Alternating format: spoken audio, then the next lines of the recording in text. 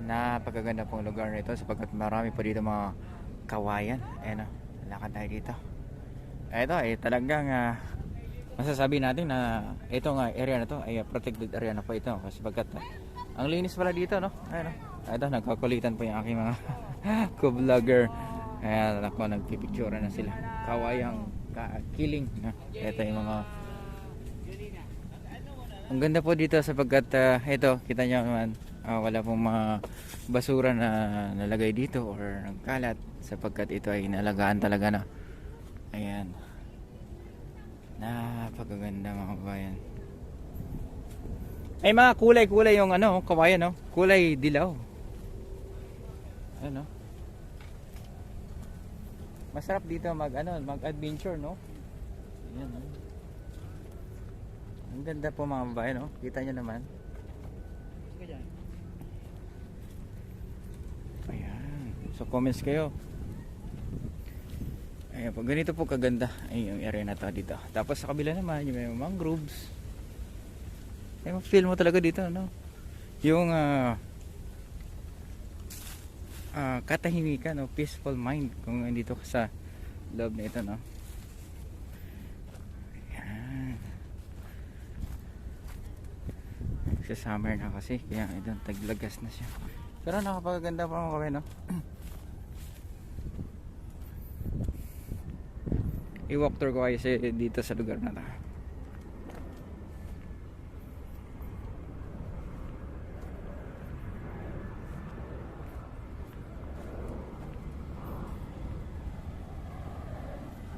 Ito yung mga nakita niya sa ako na yan ay may mga laman pa yan na mga yung mga dahon ng kawayan yan nilalagay.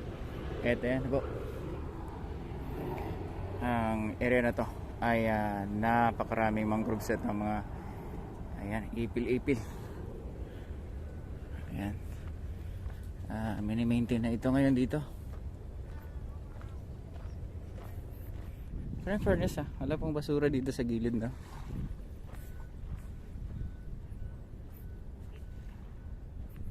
Tingnan natin kung may mga huli ba sila na isda.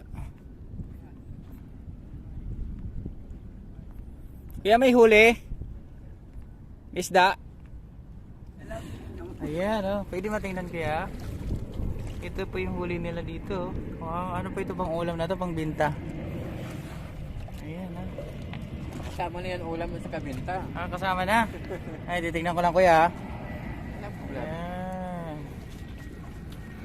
Ayan po yung huli ni kuya, oh. Alimasag, sarap to, gataan, di ba?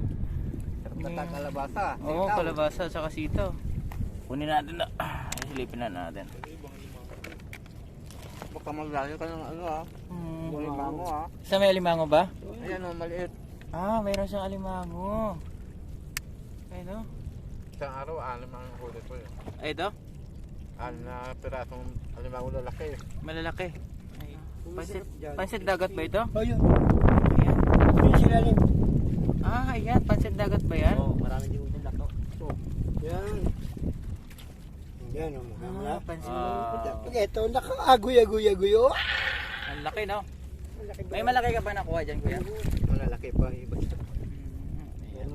Kuya, babalik ko na, Sige po. Sige, salamat po, Ayan. So, kung masipag ka lang dito, no? Ay, mayroon ka Yung ng palagi pangulam. meron Tsempuhan lang. Tsimpuhan lang na. So, ayan. Salamat po, Itong area na to, usually kapag habagat, punong-puno to ng basura. Opo, sir, last year, pumunta kami dito, ang dami yan dito din, sobrang kapal. Ito dito pala, makikita mo na may basura na dito. Paghabagat. Pag amihan, ang basura na Manila Bay doon sa Bataan. Doon naman kasi pag ano naman yung hangin. At least narinis na dito, sir, no? Ito, tinatry lang natin ma-maintain. Although, sabi naman, marami pa rin plastic. Yung problema kasi natin ito ng plastic. Ano ba yung ginagawa dyan, sir? Rampahan? Or rampahan ba yung ginagawa dyan? Yung, may company kasi dito na na umuupa doon sa sa PRA, Philippine Reclamation Authority.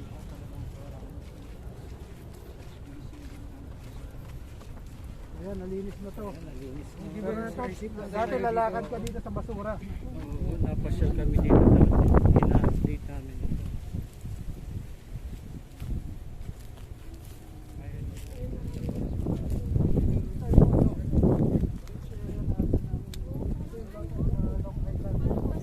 Nasa Long Island na tayo. Part na ng Las Piñas. Isipin nyo, kung malinis nga yung ano natin, yung Manila Bay natin, hindi na natin kinakailangan pang dumayo ng ibang lugar. Yes. Dito na lang tayo, din. Anong araw naman ganun yung nangyayari eh. Hindi mo na kinakailangan dumayo pa, lumabas pa ng Metro Manila para mag-swimming. Dito lang sa southern part ng Metro Manila, pwede na. Now, imagine nga kung walang basura dito at maano natin, kung panatili natin malinis, di ba? Ang laking ganansya sa atin sa taga Metro Manila. Dito na lang. Hindi na natin kinakailangan pa ano, may pagmamalaki tayo. part na to, sir. Ano ba yung part na to? Ito yung Long Island. Bahagi ito ng Long Island kasi pahaba yan. Kaya tinawag siyang Long Island. Mas mahaba siya kumpara doon sa Freedom Island. Part na po ito ng Las Piñas. Las Piñas area to. So yung nakikita yung mga buildings na yung Cavite na yan. Kakabitin na. Pwede yung mga saprahan. Yung mga buildings na yan, yan yung Cavite area na yun. Sa para tapat. Pogo yata, mga Pogo yata. Pogo. Ayan. Casino, no? Yan, yan. Yung mga building na yan. Ayan mga bayan. At ito ay nililinis na lang po ito.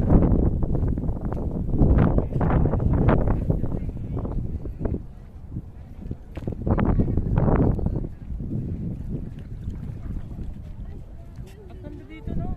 Pero pag ano sir, tanggal palalo yung mga basura na. Yung basura. Pero kahit ganyan na malinaw pa rin yung tubig. Eh. Swimmable siya. Yung amoy ng tubig, okay na. Amoy dagat na.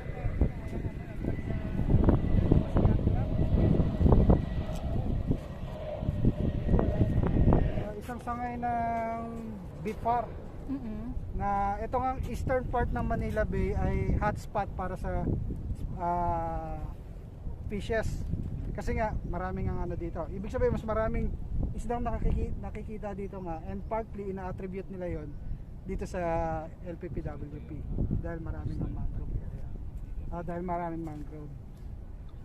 So tinagurian rin itong LPPWP na last coastal frontier ng Metro Manila kasi nga dito sa side ng Metro Manila na to, ito yung pinaka malago yung mga mangroves natin. Yung mga bata na hindi pa nakakita ng mangrove, nakikita lang nila sa internet o sa libro, dito pwede nila makita. Actual pa, no? Actual yan.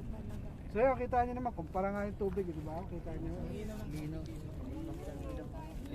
Kung wala lang yung mga plastic na yan, Maganda to. so yun yung perennial na problema natin, yung plastic. If we could avoid na paggamit lalo na natin. Ayan mga babae to. Lilinisin na to. Ayan. Pero itong single pagkain mo, mapot mo. Ayan. Yun yung problema na sinasabi nga ni Pope Francis, di ba? Yung throwaway society. Pagkagamit, tapon. Dapat baguhin natin yon. Tsaka disiplina, no? Disiplina, no? So, yan. So kita mo yung haba nito. Pwede kayong mag-Don Solweta dito. Ang salweta. Ayan. Try natin mag-lakad dito.